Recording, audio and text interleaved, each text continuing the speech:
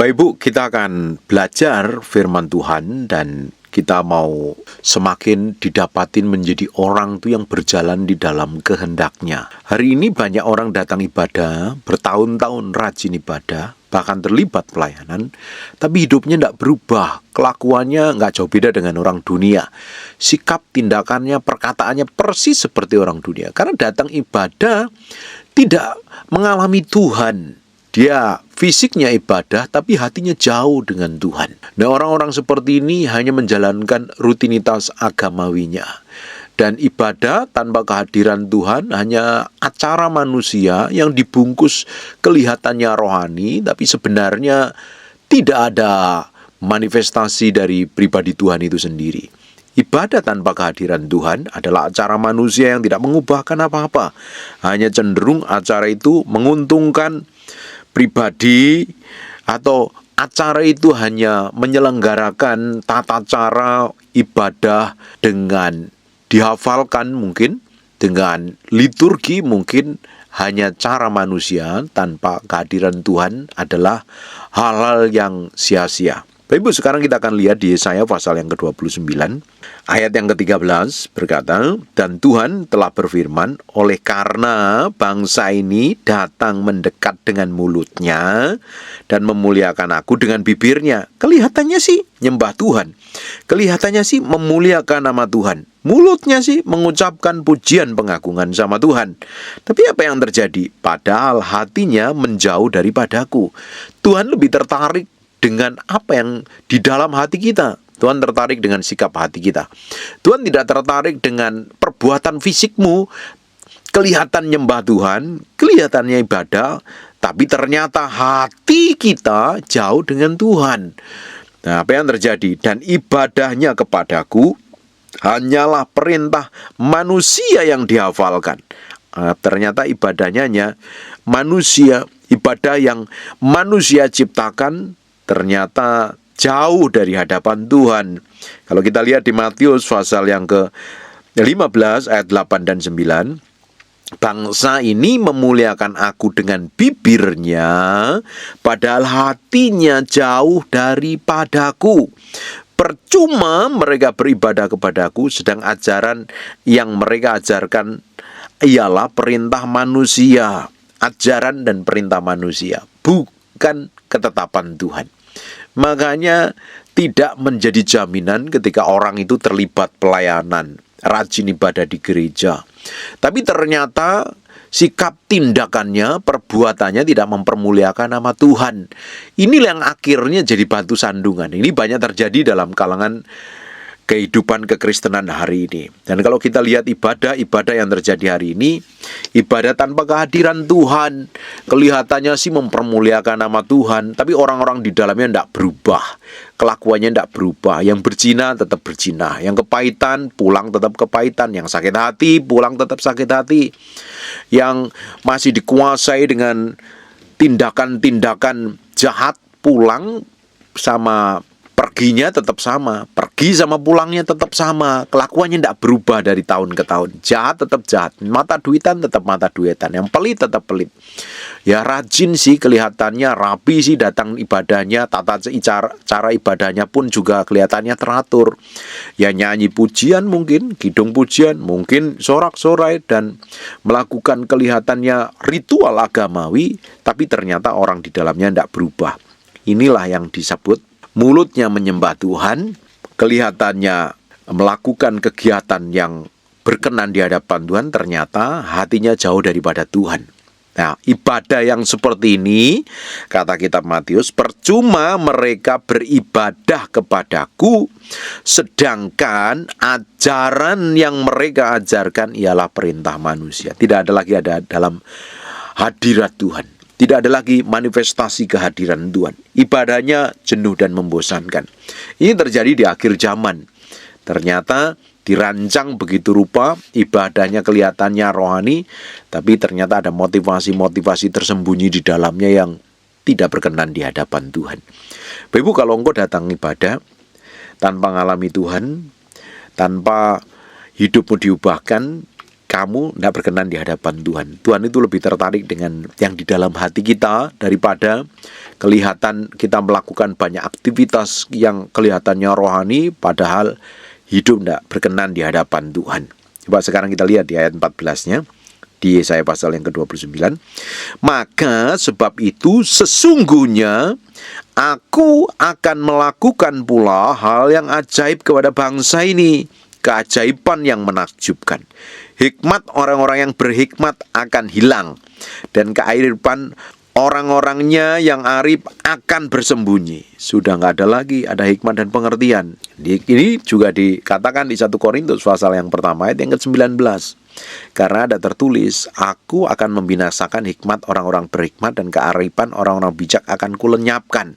Kalau kita lihat di Korintus ini, Bapak Ibu bisa pelajari nanti, ini judulnya hikmat Allah dan hikmat manusia. Di perikop sebelumnya, perpecahan di dalam jemaat. Nah, kalau sudah pakai hikmat manusia, ini ujungnya apa yang terjadi? Banyak motivasi jahat, keinginan daging di dalamnya yang menguasai. Bukan lagi dikontrol dan dikendalikan dengan tujuan Tuhan, tapi dikendalikan dengan pemikiran-pemikiran manusia, ide-ide manusia. Dan di ujungnya tidak didapatin berkenan di hadapan Tuhan. Bapak Ibu coba cek selama ini. Banyak orang rajin ibadah ke gereja, kelihatannya rohani, jadi mentor mungkin, jadi pembimbing rohani, jadi pendoa syafaat, jadi pengkhotbah, tapi mulutnya tidak bertobat, tukang menghakimi, tukang menuduh, merasa dirinya paling benar, merasa dirinya paling berkenan di hadapan Tuhan, padahal hatinya jauh daripada Tuhan. Nah, orang-orang seperti ini di matanya Tuhan adalah orang yang munafik, orang yang palsu, hatinya jauh dari hadapan Tuhan. Kelihatannya melakukan kegiatan yang wah di pemandangan manusia ini berkenan di hadapan Tuhan, tapi ternyata tidak berkenan di hadapan Tuhan. Sekarang kita lihat di ayat yang ke-15-nya. Celakalah orang-orang yang menyembunyikan dalam-dalam rancangannya terhadap Tuhan, yang pekerjaan-pekerjaannya terjadi dalam gelap, sambil berkata, siapakah yang melihat kita, siapakah yang mengenal kita. Dia pikir Tuhan tidak lihat. Ada motivasi busuk di dalamnya, dia kerjakan. Ya, memang mungkin jemaat nggak tahu, keluarga nggak tahu, pasangan hidup nggak tahu, tapi kan Tuhan mengenal, Tuhan mengerti, Tuhan menyelidikin sampai kedalaman batin. Jadi jangan pernah menyembunyikan segala sesuatu yang kita perbuat ini di hadapan Tuhan. Tidak ada yang tersembunyi di hadapan Tuhan. Melakukan kegiatan dan kejahatan di hadapan Tuhan, Tuhan mengenal hati kok. Dan Tuhan melihat sikap hati kita ini seperti apa. Nah, orang yang melakukan pekerjaannya di dalam gelap, artinya motivasinya busuk, motivasinya jahat, dan memutarbalikkan segala sesuatu, ini tidak berkenan di hadapan Tuhan. Di ayat 16, betapa kamu memutarbalikkan segala sesuatu, apakah tanah liat dapat dianggap sama seperti tukang priok? Sehingga apa yang dibuat dapat berkata tentang yang membuatnya, bukankah dia yang membuat aku? Dan apa yang dibentuk berkata tentang yang membentuknya, ia tidak tahu apa-apa. Bapak Ibu, kita ini harusnya berjalan ngikutin kehendak Tuhan, ngikutin caranya Tuhan, ngikutin maunya Tuhan. Dan semakin hari kalau kita didapatin berjalan dalam ritme dan cara kerja Tuhan, kemanapun kita pergi, kemanapun kita melangkah, tentunya ada manifestasi pekerjaan Tuhan, manifestasi dari kehadiran Tuhan. Tapi kalau kita melakukan kegiatan sekalipun kelihatannya rohani, tapi hanya ngikutin mau kita sendiri, bukan kehendak Tuhan, kita akhirnya tidak berjalan dalam pusat kehendaknya. Bisa melakukan ritual ibadah, tapi hatinya jauh daripada Tuhan. Kalau hari ini ya Bapak Ibu, kamu datang ibadah bertahun-tahun, sikap, tindakanmu, kelakuanmu nggak jauh beda dengan orang dunia. Hidupmu justru jadi batu sandungan terhadap orang-orang di rumah. Rajin ibadahnya luar biasa. Mungkin pelayanan, ikut kegiatan sosial, ikut kegiatan keagamaan, terlibat banyak hal kegiatan rohani, tapi dengan pasangan hidupmu kamu jahatnya bukan main. Kelakuannya busuk, sikapmu jelek. Bapak Ibu, engkau bisa menjadi pengkhotbah yang hebat, tapi kamu jadi batu sandungan, tidak berkenan di hadapan Tuhan. Kamu bisa ikut kegiatan, segala macam kegiatan di gereja, tapi sikap dan tindakanmu tidak mencerminkan kemuliaan Tuhan. Mulutmu jahat, sikapmu jahat, tidak berkenan di hadapan Tuhan. Makanya tidak heran ya, kenapa kalau kita lihat, perhatikan bangsa Yahudi hari ini tetap ketika dia berada di tembok ratapan, itu tembok bait Allah yang dibangun di zamannya Salomo, dia mengangguk-anggukkan badan, karena di dalam waktu Salomo mentahbiskan bait suci bersama para imam, dia menyanyikan pujian pengagungan dan hadirat Tuhan kuat sekali, mereka sampai nggak tahan, dia rebah ke tanah.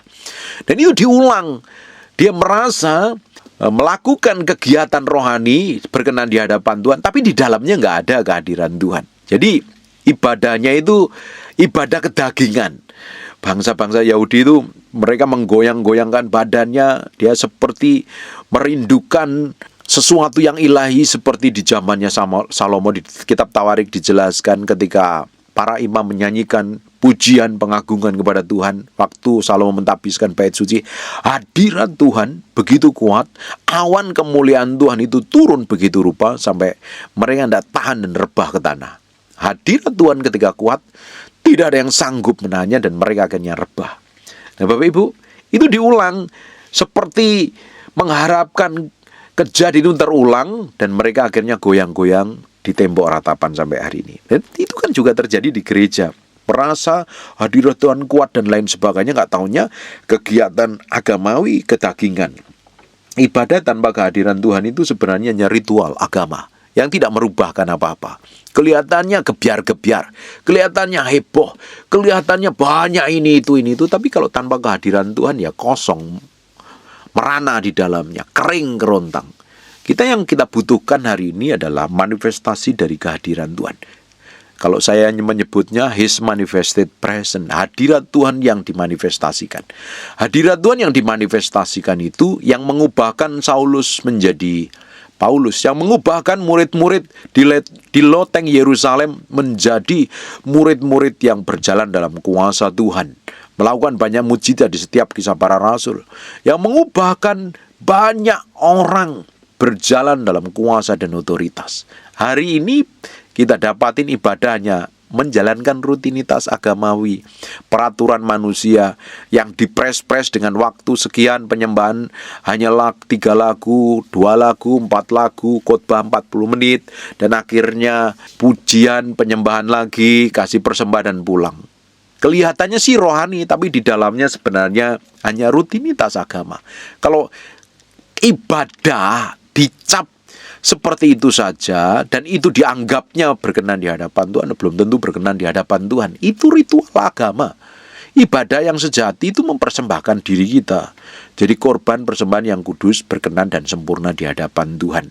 Tapi kalau Bapak Ibu datang ibadah hari Minggu, nyanyi lagu pelan, 1 lagu, 2 lagu, nyembah nggak sampai 15 menit, terus nyanyi lagu sorak-sorai, terus dengerin khotbah, terus apalagi kasih persembahan, terus pengumuman, terus pulang, apa real itu ibadah?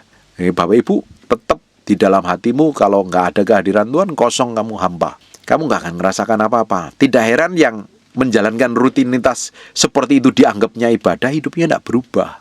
Ketika kita mengalami perjumpaan Tuhan, ketika manifestasi hadirat Tuhan dinyatakan benar-benar real dan mengubahkan hati kita, hidup kita ditransformasi. Hidup kita mengalami perjumpaan pribadi yang benar-benar mengubahkan. Hidupmu berubah, kelakuanmu berubah, sikap hatimu berubah, motivasimu berubah, ambisimu berubah, sampai di ujungnya kita mati terhadap diri kita sendiri dan nama Tuhan yang benar-benar bekerja dalam kehidupan kita. Bapak Ibu, ibadahmu bukan hanya sekedar datang ibadah di mungkin hari Minggu, hari Senin, Selasa, datang ibadah di gereja dengan ritual agama yang sudah diatur begitu rupa. Tapi kita persembahkan hati kita di hadapan Tuhan setiap hari. Setiap hari kita bergaul dengan Tuhan, memberi diri. Kita jadi korban yang berkenan di hadapan Tuhan. Jadi korban, jadi persembahan yang kudus, yang suci, yang baik, berkenan dan sempurna di hadapan Tuhan. Itu baru akan mengubahkan hidup kita. banyak orang datang ibadah hari Minggu, tapi hidupnya tidak diubahkan. Karena hidupnya tidak dipersembahkan sebagai persembahan yang hidup, kudus, dan berkenan di hadapan Tuhan. Sampai sempurna di hadapan Tuhan. Mereka kelihatannya datang ibadah tanpa kehadiran Tuhan. Hanya liturgi, acara manusia yang tidak mengubahkan. Justru kita hari ini harus sadar dan mengerti, bagi para hamba Tuhan harus sadar dan mengerti, jangan menipu jemaat, jangan membohongi jemaat dengan ritual, dengan liturgi, dengan tata cara ibadah, tapi di dalamnya tanpa kehadiran Tuhan. Kita harus bisa menghadirkan Tuhan dalam setiap ibadah kita. Kita bisa menghadirkan Tuhan setiap khotbah kita. Kita bisa menghadirkan Tuhan dalam setiap pujian penyembahan kita. Orang akan diubahkan, orang akan dilawat Tuhan, orang akan dikenyangkan dan dipuaskan dengan hadirat Tuhan. Bapak Ibu, meski sadarin, nyanyianmu di gereja tidak akan memuaskan kamu. Pujianmu di gereja tidak akan pernah memuaskanmu. Khotbah di gereja tidak akan pernah memuaskan rasa haus dan laparmu. Tapi hadirat Tuhan yang memuaskan dahagamu, rasa haus dan laparmu, rasa keringmu, itu akan dipuaskan dan engkau akan dikenyangkan. Ketika engkau dikenyangkan dengan pribadi Tuhan, lewat manifestasi dari kehadirannya, hidupmu akan ditransformasi, hidupmu akan diubahkan, hidupmu akan berbeda, hidupmu akan memberi dampak bagi banyak orang. Perjumpaan pribadi kita dengan Tuhan akan mengubahkan. Memang kita harus datang sebuah ibadah, dengerin khotbah pengajaran.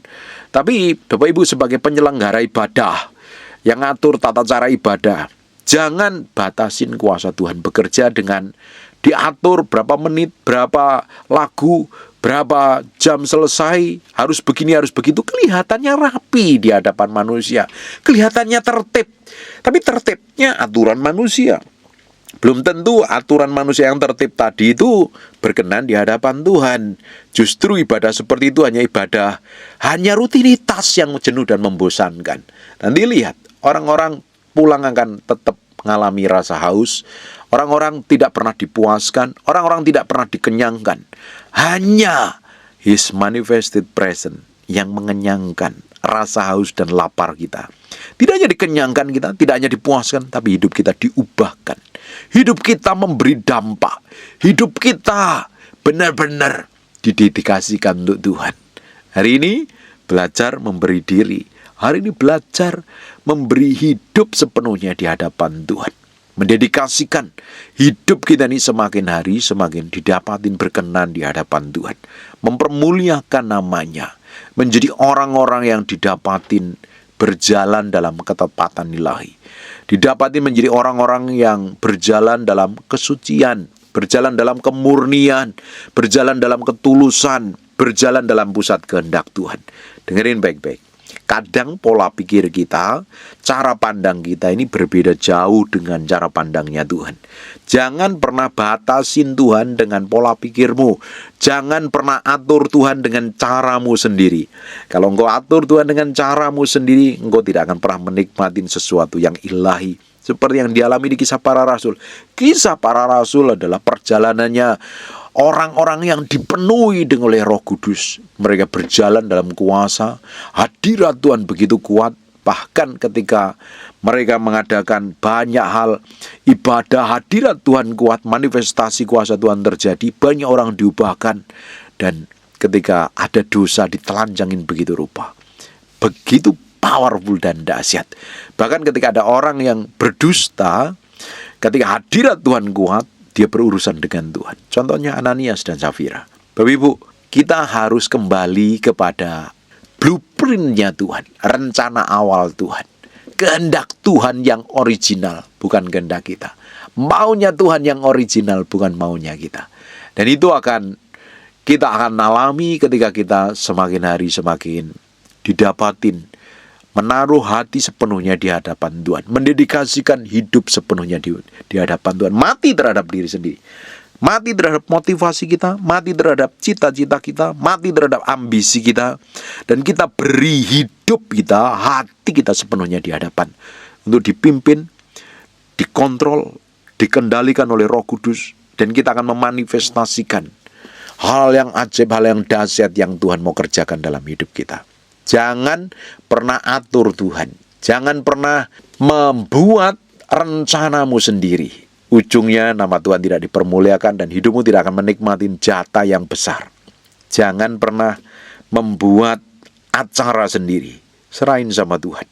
Nanti kalau kamu menjalankan ibadah seperti itu, ujungnya hanya menjalankan perintah manusia yang dihafalkan. Perhatikan ya ayat 13. Dan Tuhan telah berfirman, oleh karena bangsa ini datang mendekat dengan mulutnya. Kelihatan melakukan ibadah loh. Ritual agamawi. Ibadah kelihatannya. Dan memuliakan aku dengan bibirnya. Ngaku, puji-pujian, penyembahan mungkin. Padahal hatinya menjauh daripadaku.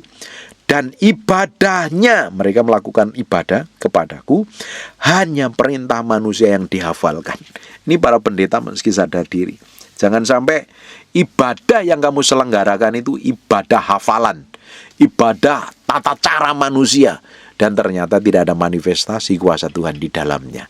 Kalau seperti itu, tanpa sadar, jemaatmu tidak pernah mengalami perjumpaan pribadi dengan Tuhan, hanya melakukan rutinitas agamawi, mereka nggak akan dipuaskan, nggak dipenuhi dengan Roh Kudus, nggak akan dikenyangkan. Tidak heran, suatu hari ya, kalau engkau tetap melakukan seperti ini, suatu hari, dan engkau didapati tidak berkenan di hadapan Tuhan. Itu jemaat, ketika dia tidak dipuaskan, dia akan dipimpin, pindah ke tempat lain, di mana hadirat dan manifestasi kuasa Tuhan dinyatakan. Nah, kita sebagai para hamba Tuhan ini harus sadar diri. Kita sebagai imamat yang rajani ini harus sadar kemana kita pergi. Kita bisa menghadirkan Tuhan lewat sikap, tindak, perbuatan, perkataan, lewat pekerjaan kita. Kita bisa menghadirkan Tuhan karena kita adalah orang-orang yang bergaul dengan Tuhan. Orang-orang yang memiliki hubungan yang dalam dengan Tuhan. Orang yang memiliki keintiman dengan Tuhan. Orang yang berjalan dalam pusat kehendak-Nya. Saya masih belajar sampai hari ini. Pingin terus sampai garis akhir didapatin finish well, finish strong, didapatin berkenan. Saya pingin setiap kemana saya pergi ada manifestasi dari kehadiran pribadi Tuhan yang menyertai hidup saya, dan orang dijamah, orang diubahkan. Ketika saya menyembah, Tuhan ikut menyembah dan Dia manifestasikan kuasanya. Ketika saya berkhotbah, Tuhan manifestasikan kuasanya lewat khotbah saya, menjamah, merubahkan banyak orang. Saya pingin bejana ini dipenuhi dengan minyak urapan yang baru, dengan kuasa, dengan hikmat dan pengertian. Nanti kalau kita nggak didapatin available di hadapan Tuhan, ujungnya hikmat orang-orang berhikmat akan hilang. Kelihatannya sih hikmat, tapi hikmat manusia, dan menjadi bodoh malahan. Kearifan orang-orang arif akan bersembunyi, tidak akan dinyatakan. Kamu boleh pintar, kamu boleh punya gelar tinggi, tapi tidak akan jadi berkat bagi banyak orang, tidak akan muncul ke permukaan karena tidak berguna, karena kamu pakai pola pikirmu, kamu pakai caramu sendiri. Bapak Ibu, ketika ada kuasa Tuhan yang memenuhi kita, ketika para murid-muridnya menantikan Tuhan dipenuhi Roh Kudus, semua orang tahu akhirnya kalau mereka dipenuhi Roh Kudus, hadirat Tuhan kuasanya nyata sekali, dan orang tahu bagaimana Tuhan mau menyatakan kuasanya melalui para murid-murid yang di Kisah Para Rasul. Tapi ketika Roh Kudus undur dari seseorang, orang itu tidak pernah tahu, dirinya sendiri tidak pernah tahu, tapi tiba-tiba mengalami kehancuran. Nah, kita harus belajar dari apa yang dialami oleh Saul, apa yang dialami oleh Simson. Itu pelajaran mahal sekali. Kita pingin kemana kita pergi, kemana kita melangkah, hadirat Tuhan manifestasi. His manifested present. Hadirat Tuhan yang dinyatakan itu akan merubah banyak orang, akan menjamah banyak orang, akan terjadi banyak hal perkara-perkara yang powerful dan dahsyat. Amin. Menyerahkan hati kita, memberi diri sepenuhnya di hadapan Tuhan. Semakin hari kita akan menjadi orang-orang yang berjalan dalam pusat kehendak-Nya. Finish well, finish strong. Didapat menjadi hamba yang berkenan, melakukan tepat seperti yang Tuhan yang perintahkan. Amin. Tutup matamu, tutup Alkitabmu, kita berdoa. Bapak, terima kasih buat firman-Mu. Kami materaikan dengan darah anak domba Allah.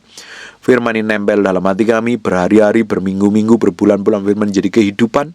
Kami berdoa setiap orang yang mendengar firman ini diubahkan, dijamah, dipulihkan, dilawat Tuhan. Terima kasih Tuhan, kami mau berikan hati kami. Kami mau dedikasikan untuk hormat kemuliaan bagi nama-Mu. Kami menyerah di hadapan-Mu. Pimpin, urapi, proteksi, jagain, dan lindungi. Berkati setiap orang yang mendengar firman yang hamba-Mu sampaikan. Bisnis, pekerjaan, usaha, pelayanan, apapun yang dikerjakannya, Tuhan berkati. Kamu berdoa untuk orang yang sakit dan mengalami kelemahan tubuh. Oleh bilur Yesus, oleh darah Yesus, jadilah engkau tahir, jadilah engkau pulih, jadilah engkau sehat. Seperti sedia kala, dan nama Tuhan dipermuliakan dalam sisa umur hidupmu. Terima kasih Tuhan, kami kembalikan segala hormat, pujian, pengagungan buat Raja kami yang maha mulia. Dalam nama Yesus kami berdoa dan mengucap syukur. Haleluya, amen, and God bless you. Ada orang-orang tadi, ketika engkau merasakan kuasa Tuhan, angkat tanganmu. Angkat tanganmu. Maju ke depan.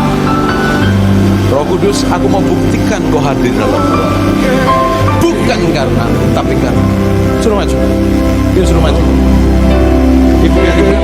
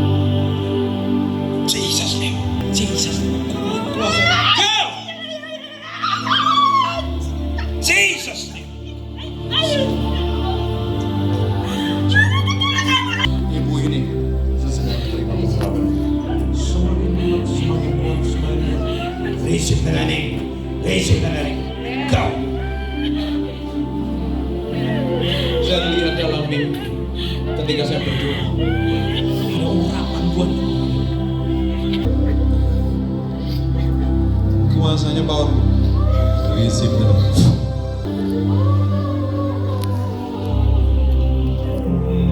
Jesus name. Receive that. Down. Jesus. Masih nggak tahan dengan hadirat Tuhan ya? Ya, masih nggak tahan dengan hadirat Tuhan. Kuasa Jesus name semakin mengalir Jesus name. Biarin.